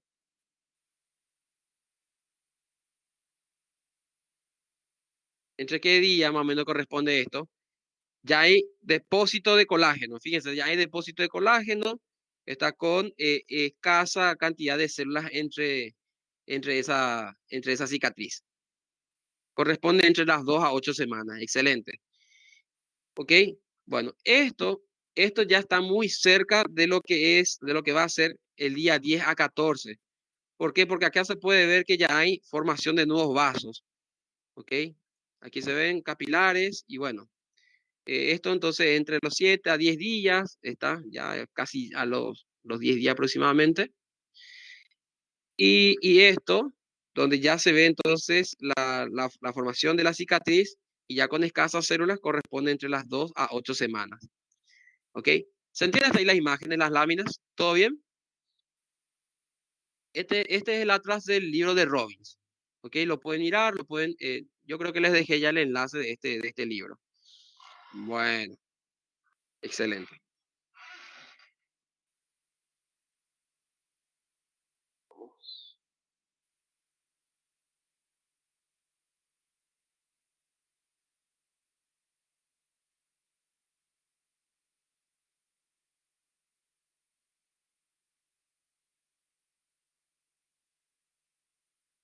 Bueno, entonces las láminas que estuvimos viendo fue con relación a estas tablas, con relación a esta tabla.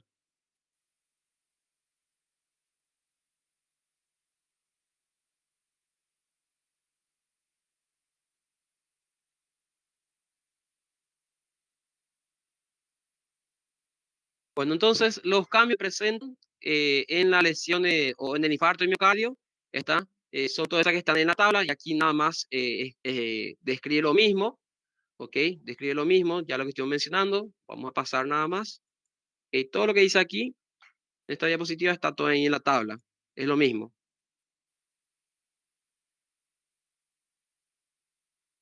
Bueno, estas son las imágenes que están en el libro, ¿ok? Son las imágenes que están en el libro, que son similares a las imágenes que estuvimos viendo. ¿Ok? Esto está en la página 545.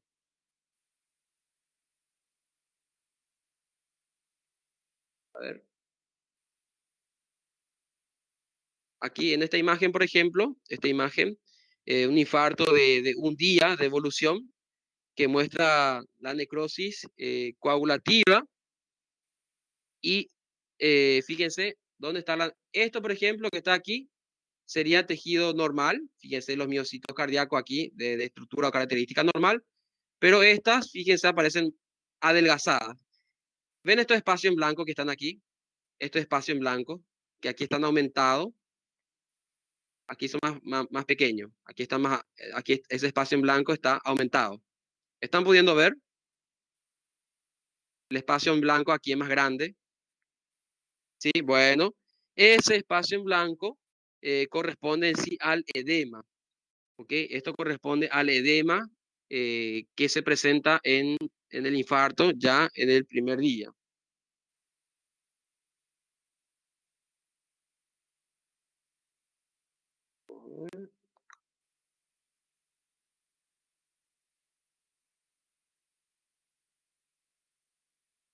Bueno, con relación a dijimos que existe actualmente ya varios estudios, varios tratamientos, ¿verdad? Para lo que son las cardiopatías isquémicas. Pero algo interesante es que la modificación del infarto, o sea, pueden existir infartos a consecuencia de una reperfusión, ¿ok? Existen daños, o lesiones por reperfusión. Claro, sabemos que de cierta manera la reperfusión es beneficiosa, ¿ok? Pero la reperfusión puede desencadenar o desencadena en ocasiones complicaciones que pueden ser perjudiciales. ¿Cuáles son esas complicaciones que pueden ser perjudiciales? Y bueno, por ejemplo, está la arritmia, ¿ok? ¿Se entiende? La arritmia, por ejemplo, es una complicación por reperfusión. ¿Se entiende hasta ahí? A ver, la reperfusión puede salvar las células dañadas de forma reversible, eso ya lo sabemos, pero también altera la morfología de las células con lesiones irreversibles. Microscópicamente, los miocardiocitos lesionados de forma irreversible y que son reperfundidos muestran necrosis en banda de contracción. Eso es lo que le estoy mencionando.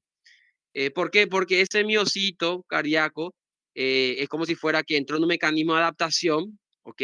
Todavía no llegó a necrosis, estuvo trabajando con poco oxígeno, pero a la hora de reperfundirle, ¿está? Entonces, mandarle mucho oxígeno de repente hace que también en ese miocito sufra una lesión irreversible.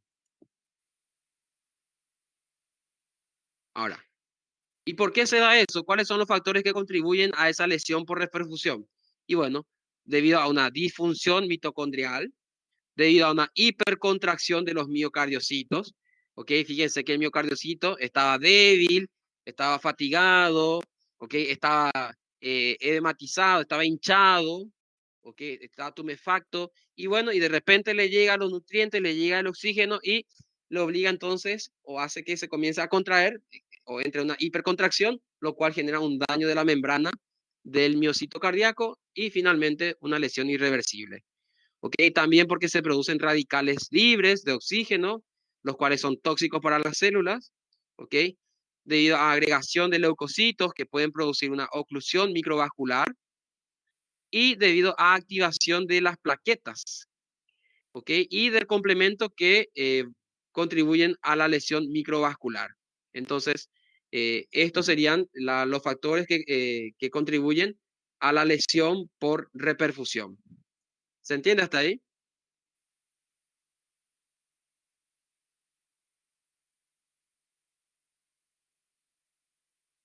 Sí, bueno, les pregunto a cada rato.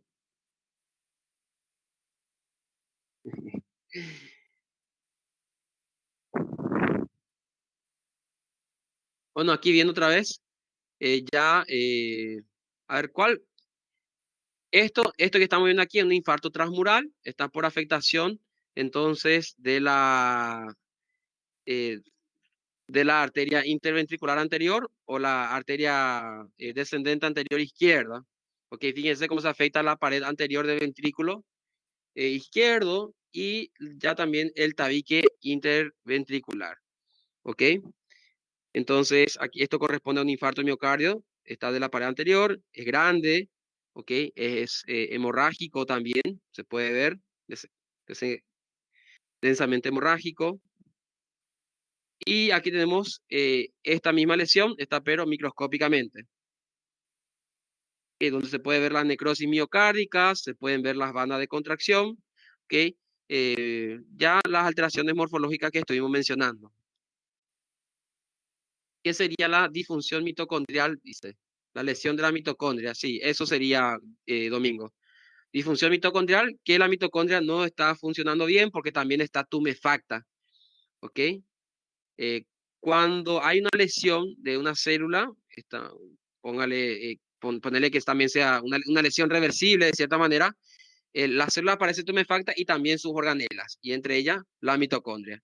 Sí, es lo que dijiste.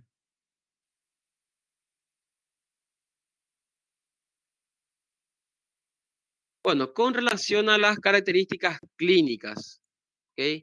Ya la clínica ustedes seguramente lo manejan bastante bien por fisiopato, ¿ok? Y donde el infarto de miocárdico clásico se caracteriza por ese dolor torácico tipo opresivo, intenso, ¿ok?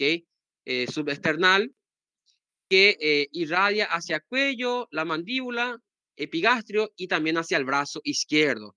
¿Por qué irradia hacia el brazo izquierdo? Esto es por el dolor referido, ¿ok? Dolor referido, es a consecuencia de ello. Después, eh, a diferencia de la angina de pecho, ¿ok? El dolor asociado puede durar desde minutos a horas y no se alivia con la nitroglicerina, ¿ok? Con los vasodilatadores. ¿Se recuerda que yo le había dicho hace rato que la angina en sí responde bastante bien a la nitroglicerina, por ejemplo, o a los vasodilatadores? ¿Se recuerdan? En cambio, el infarto de miocardio no se alivia con estos vasodilatadores. ¿Ok? Bueno, ahora, en el 10 a 15% de los infartos de miocardio, cursa con signos y síntomas atípicos, raros, o a veces pueden llegar a ser asintomáticos.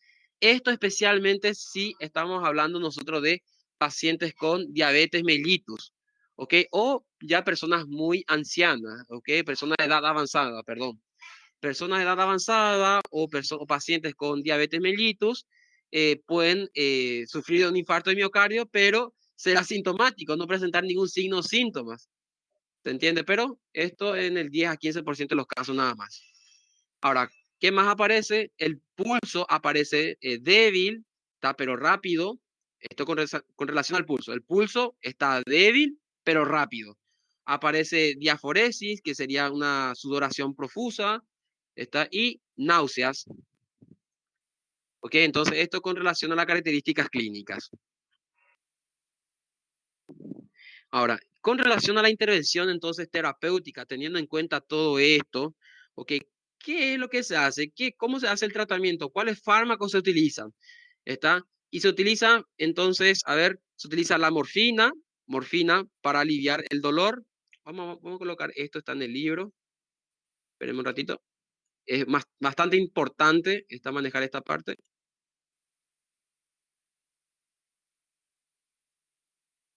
Ahí. Vamos a usar la morfina, vamos a utilizar fármaco antiagregante, vamos a utilizar la heparina, vamos a utilizar nitratos, okay, los vasodilatadores, vamos a utilizar beta bloqueantes, vamos a utilizar antiarrítmicos, ok. Y bueno, oxígeno, vamos a ver, está en la página.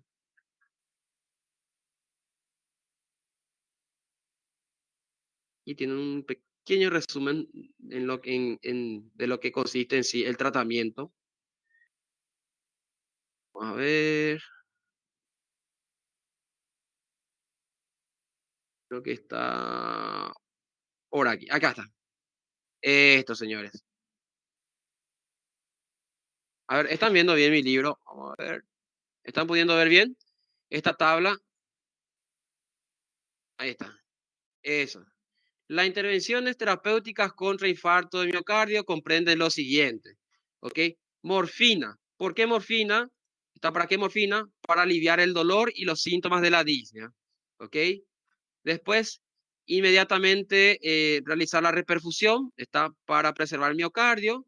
Y utilizamos fármacos antiagregantes, ahí está, fármacos antiagregantes como por ejemplo la aspirina, ¿ok? Ácido acetilsalicílico, tratamiento con anticoagulantes como la heparina no fraccionada, heparina de bajo peso molecular, ¿ok? ¿Para qué? Para inhibir la trombosis y evitar también la propagación del coágulo, para evitar la formación de émbolos. Después, ¿qué más? Nitrato, se utiliza nitrato para inducir a la vasodilatación y revertir entonces el vasoespasmo. Porque se recuerdan que no era solamente la aterosclerosis, había eventos que acompañaban a la ruptura de esa placa ateromatosa, que eran, por ejemplo, la inflamación, ¿se recuerdan? Inflamación, vasoespasmo, entonces ahí, vasoespasmo. Por eso también utilizamos los vasodilatadores. Después, beta bloqueantes para reducir la demanda de oxígeno, está del miocardio y riesgo de arritmia, eso, ¿tá? Que de hecho se utiliza también el fármaco antiarrítmico porque es una de las complicaciones bastante frecuentes del infarto. Después, inhibidores de la enzima convertidora de angiotensina, ¿ok? Los IECA, esto con el fin de limitar la dilatación ventricular. ¿Ok? Con el fin de limitar la dilatación ventricular. Fíjense que una complicación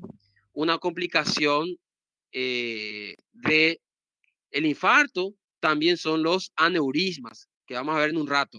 Una complicación de los infartos son también los aneurismas ventriculares. ¿Tá? Bueno, en fin, entonces, para limitar la dilatación ventricular, se utilizan entonces los inhibidores de la enzima convertidora de angiotensina. ¿Y qué más? Importantísimo, aporte complementario de oxígeno para mejorar la saturación de oxígeno sanguíneo. ¿Ok? En sí, en esto consiste el tratamiento, ¿ok? Del infarto de miocardio. Esto es nada más un resumen. Claro que es mucho más complejo, pero al menos como estudiantes del tercer año, esto debemos manejar. ¿Ok? Bueno, digamos entonces.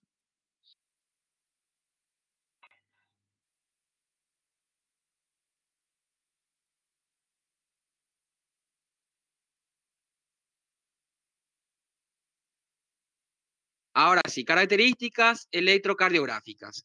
Bueno, con relación a eso, entonces tenemos cambios en lo que es el segmento o el intervalo QT. Hay cambios en el intervalo QT. Hay elevación del segmento ST. Puede haber supra, ¿ok? O también infra. Podemos encontrar, no siempre vamos a encontrar elevación del segmento ST. Esto dependiendo del caso. Si es, por ejemplo, una afectación transmural, allí sí encontramos elevación del segmento ST. A ver, quiero que me escuchen bien. Cuando hay una elevación del segmento ST, estamos hablando de que hay una afectación transmural. ¿Se entiende? Ahora, cuando no hay elevación del segmento ST o cuando hay un infra ST, estamos diciendo que en realidad es una oclusión parcial. ¿Se entiende? Oclusión parcial. Cuando la oclusión es completa, elevación del segmento ST. Cuando la oclusión es parcial, entonces no hay elevación del segmento ST, o sea, sin elevación, o puede haber un infra. ¿Ok? ¿Se entiende hasta ahí? Depresión del segmento ST. Bueno, estamos entonces. Entonces, la depresión del segmento ST, ¿ok? Generalmente se relaciona con una oclusión incompleta de las arterias coronarias. ¿Ok? Entonces, le vuelvo a repetir nada más. Ahora, hay casos donde podemos encontrar que aparecen los dos, que aparecen en una derivación, aparece una elevación del segmento ST y también en otra derivación del mismo electrocardiograma aparece una depresión del segmento ST. Existen situaciones donde van a encontrar que en un mismo electrocardiograma, en una derivación, hay elevación del segmento ST y en otra derivación hay depresión del segmento ST. ¿Qué significa eso? ¿Qué significa eso? Y eso significa nada más que que lo que estamos viendo en ese infra es algo especular, ¿ok? Recíproco, que en realidad lo que está existiendo ahí es una oclusión completa, ¿ok? Una obstrucción completa. Y que ese infra nada más está representando, está de manera inversa al lugar de la lesión, ¿está? Entonces, cuando ustedes ven los dos, ven un supra y ven un infra en un mismo electro, eso, señores, es en realidad un supra, ¿ok? Una obstrucción completa. ¿Se entiende? No sé si es demasiado complicado. No, no es. Eso, bueno. Entonces, a ver, obstrucción, les digo otra vez, obstrucción completa, elevación del segmento ST. Obstrucción parcial, no hay elevación del segmento ST o puede haber una depresión del segmento ST.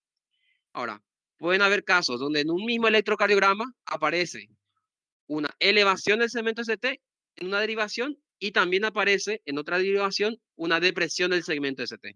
¿Ok? En ese caso solamente estamos hablando de una imagen, o sea, perdón, estamos hablando de un evento especular, donde el infra simplemente está remedando a lo que es el supra. ¿Ok? Entonces, cuando se presentan estos dos, en realidad es una obstrucción completa. ¿Ok? Bueno. Después, ¿qué más podemos encontrar? Podemos encontrar una alteración con relación al intervalo QT. ¿Cómo va a estar el intervalo QT? ¿Cómo va a estar el intervalo QT? Y bueno, el intervalo QT va a aparecer largo. ¿Ok? Vamos a encontrar un QT largo. No, no es elevado. QT largo. ¿Ok? QT largo. No es elevado, es largo la palabra.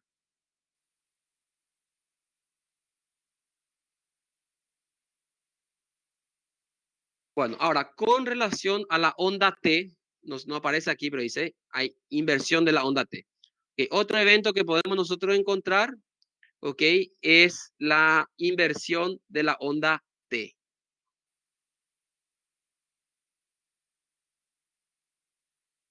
Ok, bueno, Entonces son los hallazgos electrocardiográficos que podemos encontrar. Vamos con relación al laboratorio, con relación a las enzimas. Bueno, cuando hay una lesión o un infarto de miocardio, el infarto de miocardio se diagnostica, claro, en base a la clínica y mediante pruebas analíticas, que está destinado a detectar entonces la presencia de proteínas miocárdicas que fueron liberadas por, por la, por la necrosis, ¿verdad?, de estas células, por la destrucción de estas células.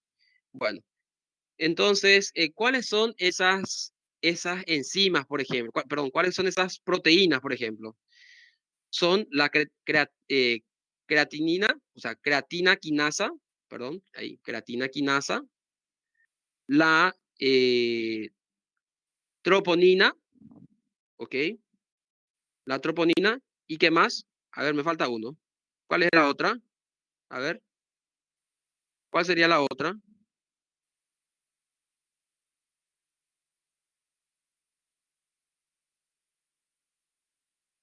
A ver, GTMB, dicen. ¿Qué es lo que es? Escriban todo, escriban todo. ¿Mío qué? ¿Mío qué?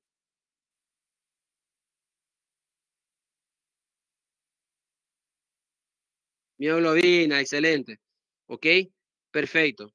Entonces, en el laboratorio, ¿verdad? Podemos utilizar entonces estas enzimas, podemos utilizar la creatina quinasa, ahí, CK, creatina quinasa.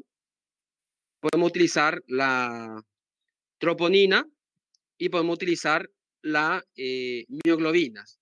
Ahora, pero fíjense, la mioglobina no se utiliza demasiado. ¿Por qué? Porque no se utiliza bueno, de hecho vamos a hablar ya en un rato de eso, voy a mencionarle, pero la mioglobina aparece también, o sea, puede ser resultado también de de otros tejidos musculares.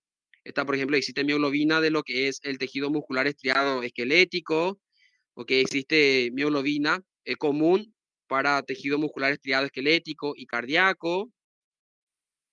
Y bueno, entonces, de cierta manera, esto no son específicas. Las mioglobinas no son específicas para lo que es el diagnóstico del infarto de miocardio. Después, la creatina quinasa, ella sí es sensible, la creatina quinasa sí es sensible, pero poco específica, ¿ok? Poco específica para lo que es un infarto. Ahora, la que sí es sensible y sí es específica es la troponina, ¿ok? Entonces, en un estudio laboratorial, ¿qué es lo que más me va a interesar pedir? Una mioglobina, la creatina quinasa o la troponina. Estamos hablando de manera general, porque después vamos a hablar de la clasificación otra vez. La troponina, sí, porque la troponina es la más sensible y la más específica. Excelente. Ahora, existe otra vez la troponina. La troponina tenemos de dos tipos. Tenemos troponina T y tenemos la troponina I. ¿Ok? La troponina es una proteína que participa entonces en la contracción porque ya son reguladas por calcio, ya lo sabemos, pero cuando hay una lesión del miocito cardíaco, cuando hay una destrucción de su sarcolema, entonces estas proteínas se escapan. ¿Ok? Y tenemos la troponina I y tenemos la troponina T. ¿Ok? Ahora, algo que tenemos que manejar es esto. Vamos a ver, en resumen, había un resumen en el libro. Espérenme, que lo voy a compartir para que marquen en su libro porque es bastante importante. A ver,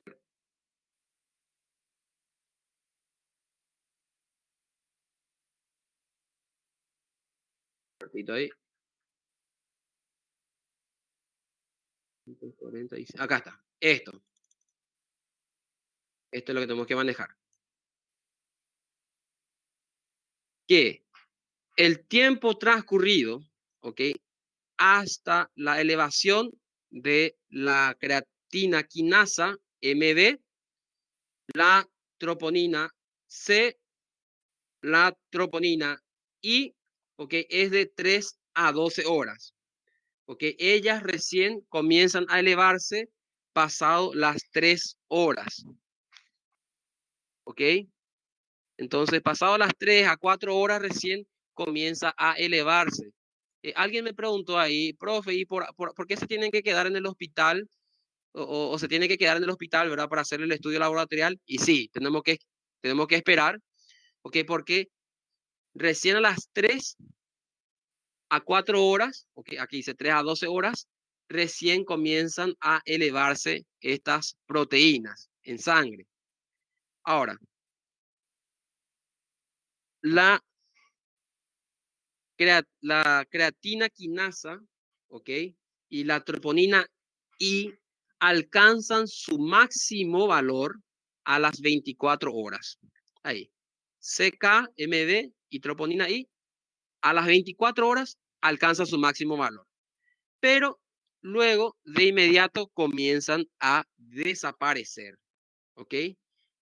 Ahora, entonces, fíjense, acá CKMB vuelven, ahí está, la pinta, creatina quinasa, yo le digo CK nomás, creatina quinasa MB, vuelve a la normalidad, entonces a las 48 a 72 horas. Y la troponina I vuelve a su valor normal a los 5 a 10 días.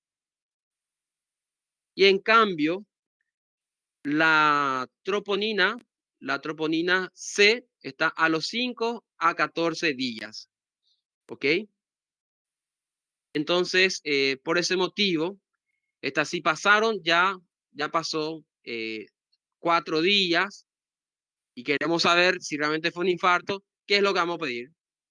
Vamos a pedir la troponina o vamos a pedir la creatina quinasa.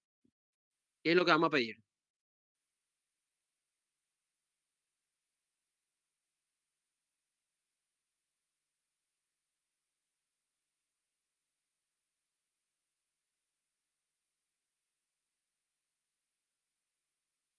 A ver, perfecto, muy bien, excelente.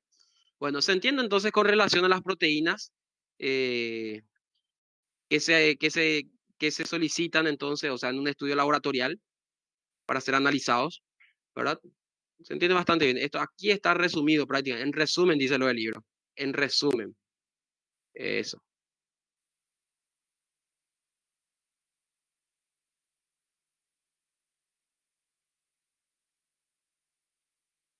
¿Está? Entonces, la troponina y la CK tienen, acá está errado, fíjense, dice acá. La troponina y la CK-MB tienen una alta especificidad y sensibilidad. Pero en realidad, lo que tienen en común todas es que tienen alta sensibilidad. Pero la troponina es la que tiene alta especificidad.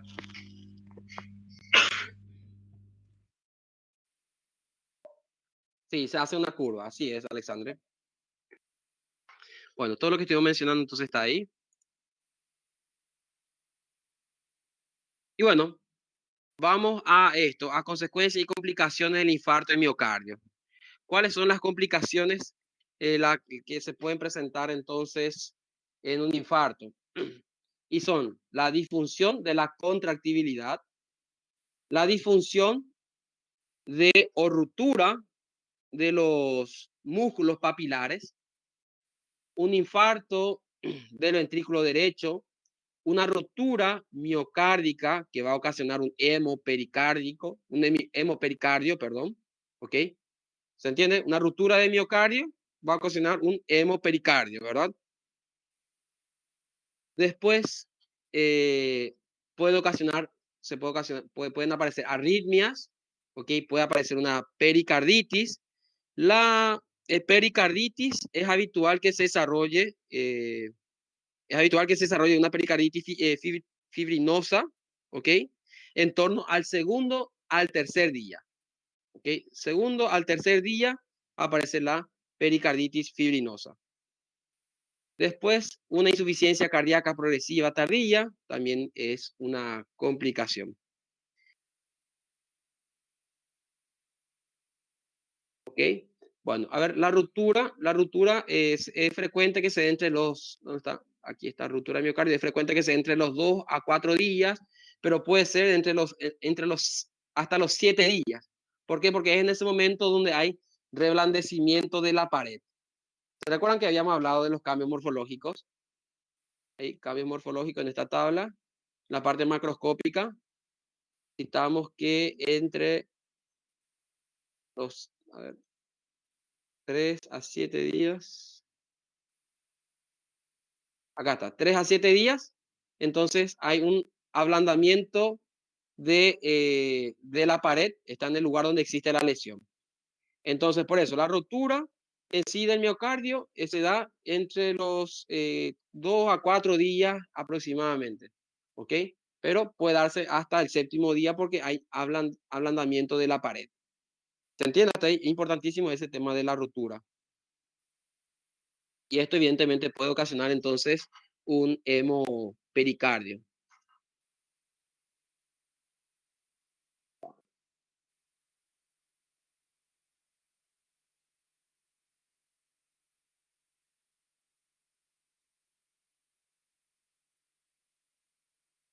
Vamos a ver, vamos a poner una lámina de libro.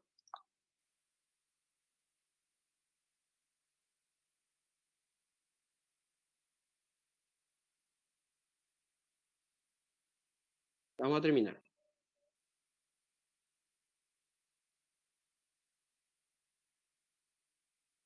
Bueno, entonces, ¿qué es lo que ocurrió aquí? A ver, ¿qué es lo que ocurrió aquí? ¿Qué es lo que estamos viendo?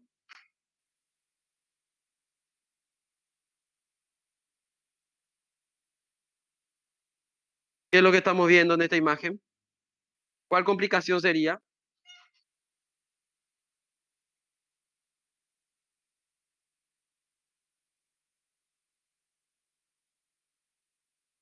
Bueno, entonces aquí estamos viendo una ruptura del miocardio, ¿ok? Entonces, una de las complicaciones que puede aparecer, y esto ocasiona un hemopericardio. Después, a ver, otra complicación que creo que ya les mencioné, pero hace rato. Ah, esto, fíjense. Macroscópicamente, ¿se recuerdan que habíamos hablado macroscópicamente que en el lugar de la lesión, eh, entre el tercer a séptimo día, por ejemplo, aparece la lesión en un color amarillo pardo, está, amarillo pardo, central, y que el borde de la lesión aparece hiperémico. Entonces, esto, por ejemplo, es una lesión entre el tercer a séptimo día aproximadamente. ¿Ok? Entonces, esto es un cambio macroscópico que se puede ver en una lesión irreversible, está de en un infarto de miocardio, consecuencia de un proceso isquémico, entre el tercer a séptimo día, ¿ok? Donde la lesión aparece un color amarillo pardo y un borde hiperémico, ¿ok? Bueno, estoy buscando una imagen que no estoy encontrando.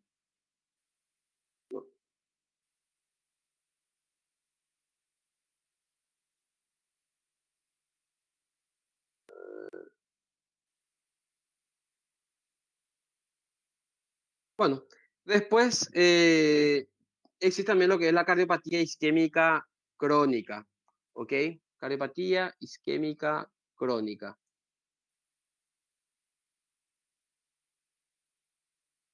Aquí esto corresponde a una insuficiencia cardíaca progresiva, secundaria a una lesión isquémica del miocardio. Los pacientes con la cardiopatía isquémica crónica, de cierta manera, muestran una forma atípica, una forma típica, perdón, dilatación e hipertrofia del ventrículo izquierdo. Eso es lo que podemos encontrar aquí. Los pacientes con esto muestran una forma típica, una dilatación e hipertrofia del ventrículo izquierdo, que está a menudo con áreas definidas de formación de cicatriz blanco-grisácea que corresponden a infartos eh, cicatrizados previos. ¿Ok? Esto es lo que se puede encontrar entonces, varias cicatrices correspondientes a infartos previos en una cardiopatía isquémica crónica. Y por lo general, estos pacientes presentan una hipertrofia del ventrículo izquierdo. ¿Ok? Bueno, esto de cierta manera va a ir acompañado de insuficiencia cardíaca congestiva.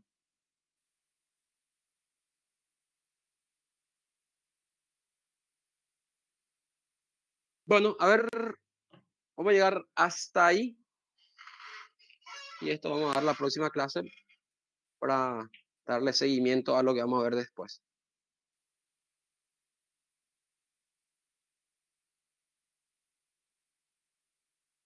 ¿Ok?